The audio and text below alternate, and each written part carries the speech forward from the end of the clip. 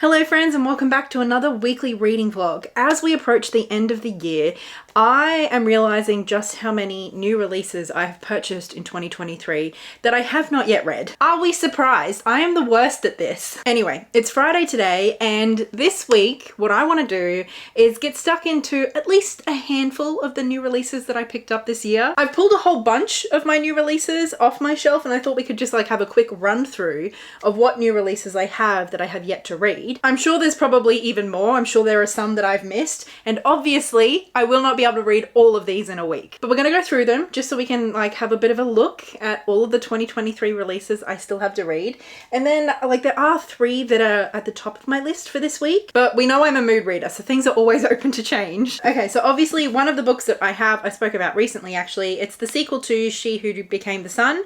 It's He Who Drowned the World by Shelley Parker Chan. Next we have The Premonition by Banana Yoshimoto. This is an older book from what I understand, but it's just been translated into English. Now you might remember from the last couple of years that I have read a handful of Banana Yoshimoto's books, and I think last year Amrita. Amrita was my favorite book of the year by Banana Yoshimoto. And I ended off the year saying that I definitely plan to read a whole bunch from this author this year, and I just didn't do it. Then I picked up on a whim at some point during the year Vera Wong's Unsolicited Advice for Murderers. Sounds fun. I've also got Ava Reid's A Study in Drowning. I've never read anything by this author, but I was hearing good things upon its release. A book I picked up primarily just because of the cover when I was book browsing one day is Honeybees and Distant Thunder by Raiku Onda. Again, I think this might have been published a few years ago, but it was translated and published in English this year. Then we have a few fantasy books. We've got The God Killer. Then we've got The Daughters of Izdihar, which I was very excited about. This is one that I have heard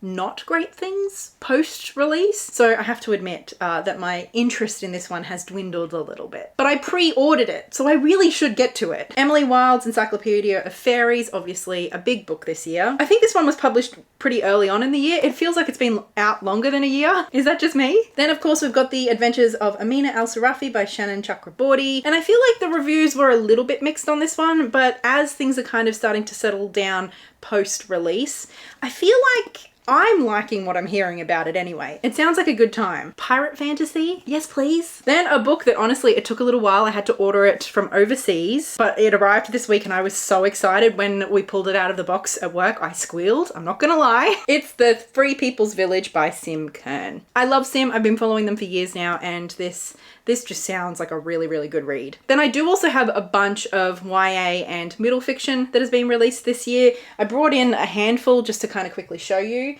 but I have so much more of it. I always do. I'm a children's bookseller. A handful of the children's books that I do want to get to, I just don't know when. A couple of the fantasy YA books that I bought. And this one, Catfish Rolling, I'm really, really intrigued by. Now, aside from The Free People's Village, the 3 books that I am most excited to read and that I'm going to prioritize this week.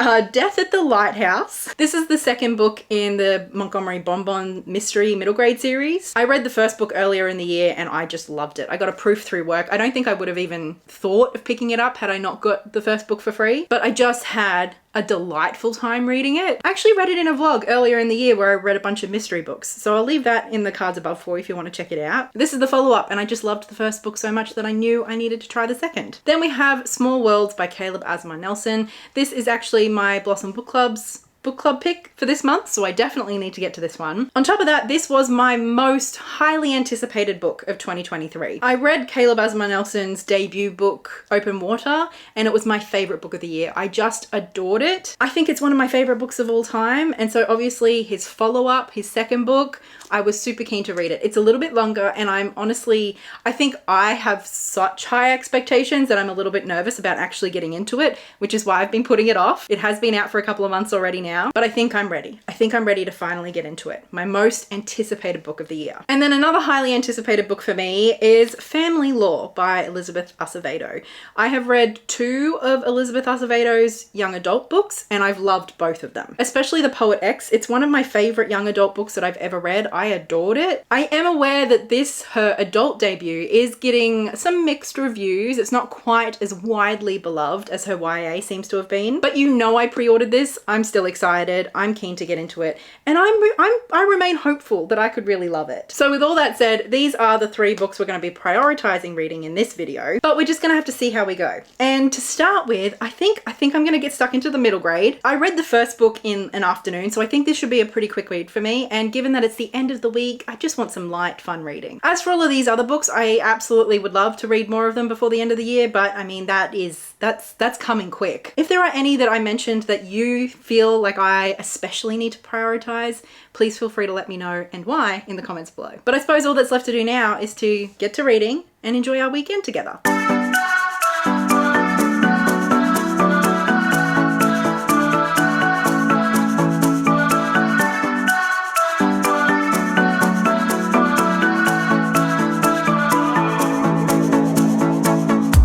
This town's so lame, I'm feeling so wired. It's 4 a.m., I'm not even tired. We're in your car, we can drive away. Oh yeah, we're almost there. I'm loving this feeling of something new, just right what I needed. You'll have to forgive the lighting, friends. It's after 11 o'clock. So as you saw, Blair and I popped into the shopping centre after he finished work this afternoon to go pick up our glasses. Well, that's not exactly true. We both got new glasses several weeks ago. And we went in to get them readjusted. Blair has been wearing his. He just needed a little bit of an adjustment. I wasn't wearing mine because they were really, really too tight to my head and giving me headaches. This year is the first year actually that I didn't need to increase my prescription. However, these frames are just getting really dinged up. There's a lot of damage on them. The lenses themselves have scratches all over them. And honestly, if they still made these, I would have just got a new pair. But they don't make these frames anymore. So I had to make an upgrade. But let's have one last goodbye. They are very cute. They're so fun. So there we go. Those are my new glasses. Let me know what you think. So we were out and about for a couple of hours, but I did manage to get a little bit of reading done this evening. I'm about halfway through Death at the Lighthouse. As I mentioned, this is the second book, the follow-up to Murder at the Museum. And so far, I'm having a good time. I'm really enjoying it. The funny thing is, being a children's bookseller, Ollie, is that you? You want to come in, honey? We're just talking about books. Do you want to sit on my lap? Can you sit there? So one of the funny things about being a bookseller is that you don't always get a chance to carry on with series, because at the end of the day, it's mostly the first book in the series that you need to hand sell, that you need to recommend. And if somebody likes that first book enough, they will come back of their own accord and get the second one. However, sometimes, especially with mystery series, the ones that I do really like, I like to, if I can and if I have the time, I do like to try and read the second one, primarily to see if it can be read as a standalone. Essentially, am I able to hand sell this on its own? I mean, the added bonus is that I just enjoy these books, so I'm happy to be reading them. But, you know, in terms of like allocating my time, reading subsequent books in series is not always the best use of that time. In this book, we start out with Bonnie and her grandfather going off on a holiday. They've just arrived at Odd Island and they're really excited to spend a week together, not having to think about solving murders. And you all know where this is going. Pretty quickly, a body is discovered. It turns out that the lighthouse keeper has passed away in the night. And at first it's written off as an accident, but Montgomery Bonbon is on the scene. And so she's going to check it out. And when she starts realizing that there are like more questions than answers and things are looking a little bit suspicious, she starts to realize that maybe foul play is involved. And so along the way, we're learning about the little town and the people who live there and like their quirky ways, their weird traditions. For example, onions are banned, and they've been banned by this order who just like seems to run the town. I think at one point the order is described as somewhere between a church parish and the Spanish Inquisition. These books are really quite funny. They're really lighthearted. The characters are great, and I think the author, I don't know Alasdair Beckett-King, but I think I read somewhere that he's like an English comedian or something. Another one of those famous people writing children's books. And I like how there's quite a lot of illustrations and how every couple of chapters we have like this little notebook kind of rundown of our suspects and what kind of questions that we have to answer about them. And so far, I would say it seems like this could be read as a standalone. Pretty much the only reference to the first book is a friend that Bonnie made in the first book. But anyway, like I said, it is getting late. I am getting tired and I'm ready for bed. So I'm gonna go brush my teeth, get cuddled up in bed, Yes, Ollie. I might read a few more chapters tonight, but then I think I'll definitely get this finished tomorrow morning. And then we can move on to one of the other books. I'm so excited about this reading list, so I will see you tomorrow. Good night. Welcome to Saturday, friends. It's still morning, but only just, and I thought I'd pop in to let you know that I have finished Death at the Lighthouse. So I feel like I've already told you all I want to tell you about, like, the plot and the setup, because I don't want to spoil anything beyond what we've already spoken about. I will, however, say that literally the next chapter that I read after talking to you last night, there was a little bit of a mention of the previous book. So while this does definitely stand alone as a mystery, it's very self-contained, there is a brief reference to the first book, which, you know, could be seen as a spoiler, I suppose. And while I did enjoy this, it was fun, it was an easy read, it was funny, I don't know that I enjoyed it quite as much as I enjoyed the first one. I think primarily the mystery itself and the way that it unfolded, it just wasn't quite as interesting to me as in the first book. I've been trying to think about why that is, and one of the things I can put it down to is in this first book, Bonnie and her grandfather are like at the scene of the crime when it happens. They're at the museum when they hear a big bang, the lights go off and somebody screams, you know? So it all feels very present and very immediate, and like the weight and the importance of it just feels very evident. Whereas in this book, you know, they come on holiday to find out that the previous night somebody died, and it's assumed to be an accident, although Bonnie kind of quickly realizes that there is more to the situation than just an accident can explain. So I don't know, there's just something about that just doesn't feel quite as exciting, I guess. I think one of the other things was that in this first book, there were some really quite poignant and sweet moments, especially around Bonnie making a couple of mistakes and like accusing people who, you know, hadn't done anything wrong and really hurting people's feelings. And she had to reckon with the harm that she had caused. Like, it wasn't a big part of the book, but it was enough just to give a little bit of a character development moment for Bonnie, and also just a little bit of heart to the book. I didn't really feel like this book had that heart. It just had the silliness. It just had the mystery, which is still a fun time. It's just not quite enough to make me fall in love with it. But anyway, that's our middle grade out of the way for now. Out of our next two books, I couldn't decide which one I wanted to read next, so I literally just asked Blair,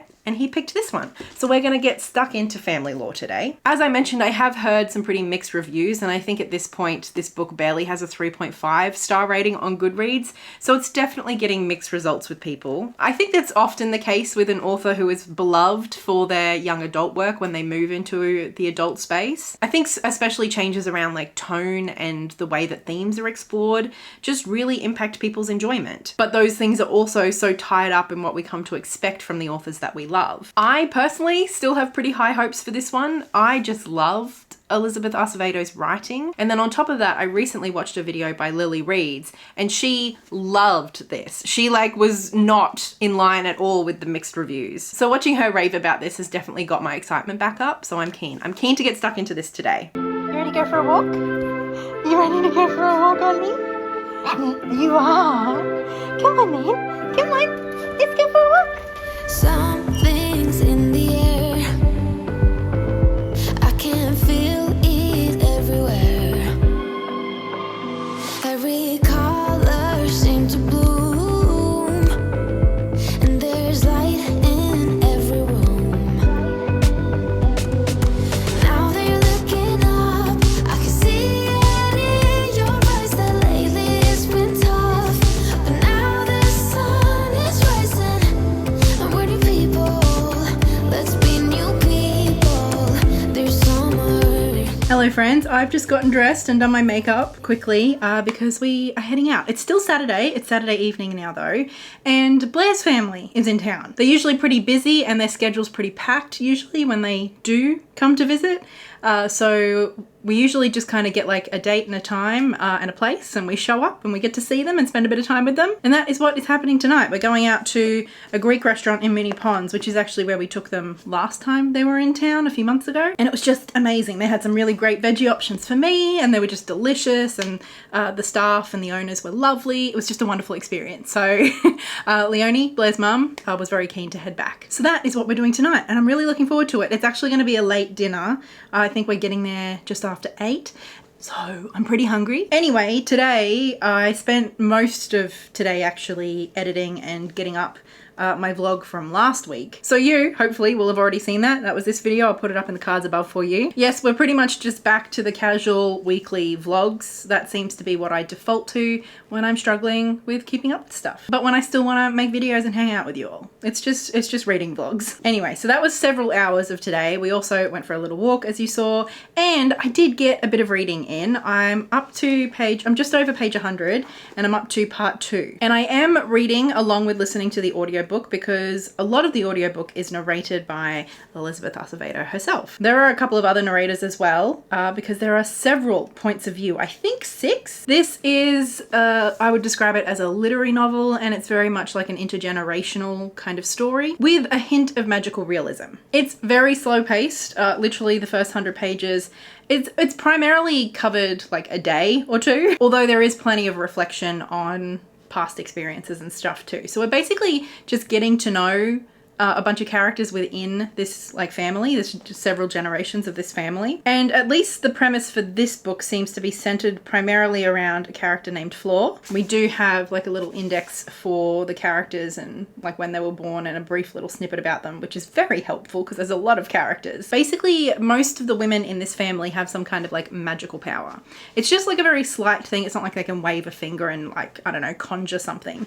But Flor, her particular magical power is that she's a seer, but primarily of death. And at the beginning of the book, she decides in her 70s that she is going to hold herself a living wake. She just feels like, you know, she hasn't really had a lot of opportunities to be celebrated in her life. And so she wants everybody to get together and have a little party all about her and how fabulous she is. Honestly, that sounds wonderful. I love it. I love the idea. But given her gift, a lot of her family members are freaking out, thinking that she has like seen and predicted her own death. And this is also a pretty religious family. So, you know, they all have their own thoughts and feelings about traditions and the way things should be done as well. Flor has several siblings, including 3 sisters, and most, but not all of them, also have magical powers. And Pastora is another one of the sisters. She's a little bit younger than Flor, and her magical power is that she knows when people are telling the truth or when they're lying. Flor's daughter, Ona, who was born in 1988, she is the only point of view that we get in first person. And she also kind of like will interject a little bit in other people's point of views. And I'm kind of getting the sense that it is like she who is kind of compiling this history and this knowledge of her family. And her power is that her vagina is magic. And so far, I mean, it does feel a little bit weird in the way that it's described, but in terms of her actual character, I'm finding her quite interesting, especially as we see like kind of flashbacks to her as she was growing up and like learning about her sexuality and like her connection to her body and her sexuality, which does remind me a little bit of some of the themes that were explored in Elizabeth Acevedo's book, The Poet X, which is probably my favorite of hers that I've read so far. And as for the parts of the book, they are broken up into like leading up to the wake that Flora is holding for herself. So we started out with like 6 weeks before the wake. That was only like 15 pages. Then it was 2 days before the wake. And now at 106 pages, we're at 1 day before the wake. So it, at least for now, is kind of like the central event that we're leading up to. And essentially it's just getting to know this family and especially these women in this family. So I'm still along for the ride and I'm enjoying it so far. But now we are going to head off to dinner. And hopefully I'll get a little bit more reading done tonight.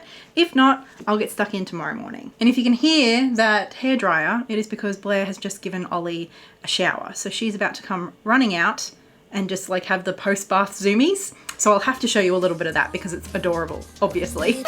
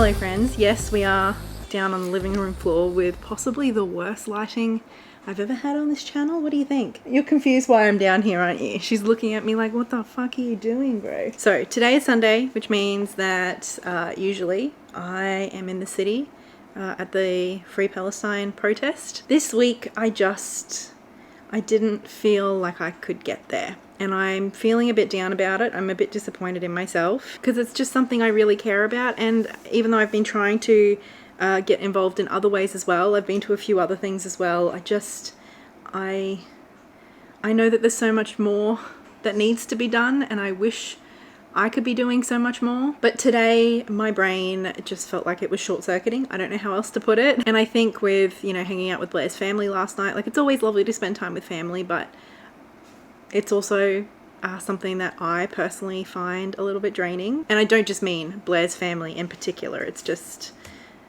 those sort of gatherings take it out of me. So I didn't get to the rally today. And in fact, I literally haven't left the house. I pretty much woke up, brushed my teeth, put some very comfortable clothes on, came onto the couch and read all day. But anyway, what it does mean is that I finished Family Law today. And I don't know that I have a lot more to tell you about the plot itself, because it is very literary, and the book, the whole experience is much more about the characters and their relationships and their experiences and the themes that we get to explore, like, through their dynamics. But what I will say is that I loved it. I really, really loved this book. The whole magical pussy thing was a little bit weird, I'm not gonna lie. But to be honest, it wasn't as much a part of the book as I was expecting it to be after what I'd heard. I'd heard people kind of just talking as if it was such a big part of the book and it just kept going and going and going. And like, it's definitely there. The magical pussy is here, but it's one character and it's one part of that one character. And all of the magic that the family members have, it is quite a small part of their story as well. Like, it really is like an intergenerational family saga. That's the vibe. And it just happens that a few of them have some kind of, like, you know, magical realism, folk magic sort of abilities. And for one of them, that's a magical vagina. But beyond that, the writing is just delectable. I think I mentioned earlier one of my favorite things about the books that I've read by Elizabeth Acevedo is her writing. It's just so beautiful. I know she's a poet, and it definitely comes through in the sort of metaphors and similes that she chooses to use. And I think ultimately this is a story about family, obviously, but it's also about life and relationships and purpose and grief. And I think too, there's something really powerful in here about how we only know parts of each other. Even the people that we're closest to, we will only ever know parts of each other. And I think that's especially true for intergenerational dynamics and relationships. Like, there's a lot of exploration of mothers and daughters in this book. There is also a lot of sisterhood exploration as well. I think it makes it clear that it's not just blood that defines relationship, it's proximity, both like physically, how much time we spend with people, but it's also like the time at which we spend with each other, like depending on our own ages and developments. It's the societal and cultural context around us as well. I really liked how we got to know more about especially the older generation in the family, and we learnt more about their backstories the further along we went, which obviously gave us context and more understanding for the ways in which they behave in the present day. And ultimately, this book explores life, mortality, and grief, and those are themes that they just work for me a lot of the time. I think a lot of the books that I reference as some of my favorites, those are the kind of themes that they tackle. I know, for example, Even Though We Knew the End by C.L. Polk is not a book that is widely loved. And it was those themes that just really did it for me. I think I enjoyed the book anyway, but that was kind of like the clincher as to why I loved it as much as I did. Same with books like Amrita by Banana Yoshimoto. I don't know that that's an objectively great book. I don't know that it's a book I would recommend to everybody. It's quite quirky and unusual, but the way that it has this kind of melancholic and beautiful way of looking at life and the inevitability of death, it just works for me. I don't know what to tell you. And I guess I sort of felt a similar way about this book. And in fact, I think that is the closest comparison I can think of right now. It's almost as if you would cross Banana Yoshimoto's Amrita with a Bernardine Evaristo book or something. Obviously, the structure of that book is very different, but I think in terms of relationships and intergenerational experiences and all of that. And so while I can appreciate why this is not a book for everybody, especially people who are coming from Acevedo's young adult work. And while my favorite things about Acevedo's young adult books are some of the themes that she explores and her writing, other elements in this book in terms of the structure and the purpose of the narrative and also the characters, those things are very different from her YA books, I would say. And so if you love her writing for those reasons and you're expecting that but just in a little bit of a more adult format, I can understand why you would be disappointed. But if you just love her writing and you really appreciate some of the themes that she explores, I don't know, if you can get past the magical pussy, I think you might like this one too. Anyway, I think that's about all I have in me to share with you today. I am going to get stuck into Small Worlds this evening, and I will see you tomorrow. Good morning, friends. It is Monday, and honestly, is it even morning? I am so late getting up. Literally just. So last night and a little bit this morning, I have been reading Small Worlds. I am up to part 2. It's divided into 3 parts, so I've read a little over 80 pages. So I left this book for last in this video because, as I mentioned, it is my absolute top tier, most highly anticipated book of 2023. And I mean, I think with good reason. Open Water was my favorite book of last year. I read it in January and nothing topped it the entire year. I was thinking about it. I was dreaming of reading that book. I just loved it. And I know it sounds hyperbolic, but when I think of like just exquisite works of art as like pieces of literature, I think of things like Rebecca, Carpentaria, The Fifth Season, and Open Water. I just thought it was incredible. I thought it was one of the best love stories I've ever read, one of the most tragic love stories I've ever read, one of the most beautiful, sensitive, touching depictions of masculinity I've ever read. There was just so many things I liked about it. And so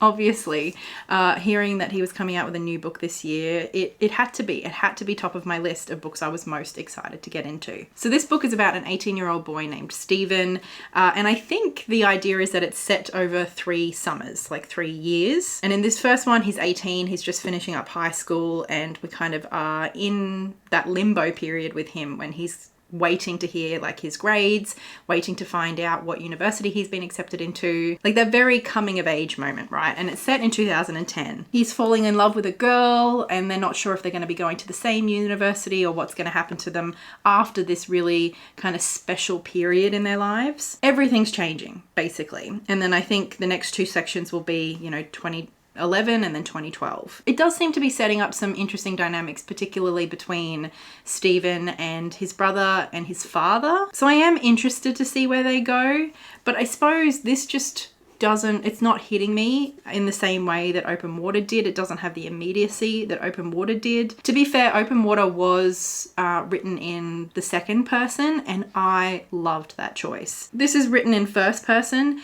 and I think between that and the fact that obviously this is aged down, I think in Open Water our characters were kind of like in their 20s, so still young but not like teenagers. And it kind of feels like he's setting up to explore some of the same themes that he did in Open Water, but just at a slightly younger demographic. I suppose where Open Water felt like a genuine literary masterclass, to me at least, this feels more like a very wordy young adult book. While I do sound like I've come on here and I'm being a bit of a Debbie Downer about this book, I'm still optimistic. I'm still optimistic about it. And I'm hoping that by this afternoon when I come back on, fingers crossed, and have finished it, and I can tell you all about how much I love this book. Is that being too optimistic?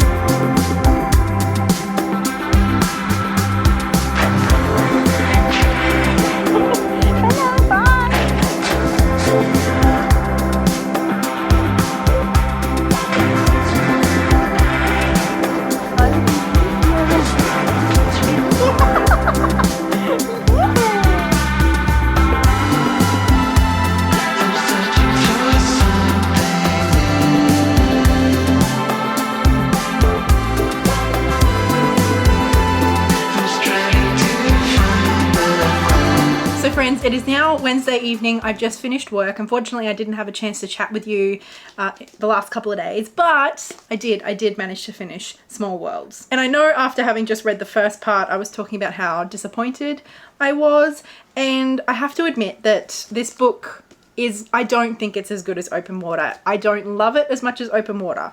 However, I definitely much preferred parts 2 and 3, and I definitely appreciated it more by the end than I was the last time I checked in with you. I think once we moved on from like the immediacy of having finished high school, and there was just a lot of like teen angst in the first part, which is all totally valid and important to explore in literature. It's just not necessarily like my favorite thing to read about. In parts 2 and 3, although there is still some teen angst, our main character is still, 19 and 20, there are some things that happen in his life that I suppose I found more interesting to read about, and that just moved me a whole lot more. In parts 2 and 3, we do explore more of the father-son dynamic, as I had expected. The two of them kind of have a bit of a falling out, or quite a significant falling out, I should say. And that has a lot to do with the expectations they each had of each other and the ways in which they were perceiving each other to be falling short. And then I don't think it's in the synopsis, so it might be considered a spoiler, but there is a death in this book, and I thought the exploration of grief in particular was just beautiful. But as we've spoken about already in this vlog, that tends to be a theme that really hits me. There was also some exploration of violence, and especially around the spectacle of violence, which I thought was quite interesting, especially considering some of the things that we spoke about, I think in my last vlog, where I read We Do This Till We Free Us by Mariam Carver, which in my favorite essay, she talks about exactly that. So it was lovely, and it was tender, and it explored some interesting themes, and Caleb Azumah Nelson's writing is very lyrical, very poetic. I think given how much I loved Open Water, at least at this stage, I am primed and ready to pick up anything that he puts out in the near future. And even though I didn't love this one in the same way that I loved Open Water, it did worm its way into my heart by the end, and I cried, I teared up a little bit. To be honest, it kind of feels like the sort of book that would be picked for like an English extension year 11 or year 12 assignment piece. I think obviously because of the age demographic, this being kind of like the ages 18 to 20, and how well it explores that kind of coming of age moment. And then the way that it explores quite a lot of themes pretty explicitly and pretty clearly. And I think especially because there is some very deliberate like motifs throughout the story, and there's a lot of particular and deliberate repetition as well. It's just the kind of thing that I can see high school English teachers getting really excited over. Anyway, I know that this video is already getting quite long, so I will leave it there.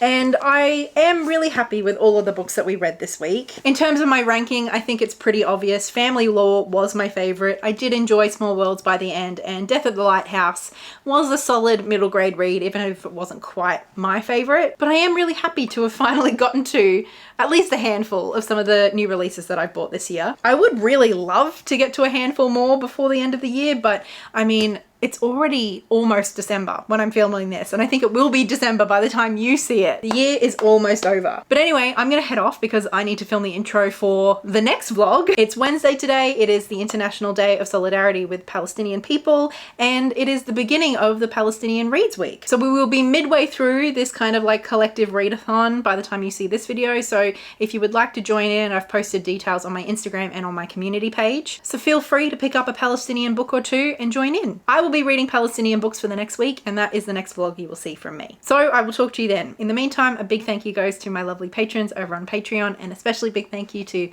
Livia, Lynette Brown, and Marie. Thanks for watching, and I'll talk to you soon. Bye!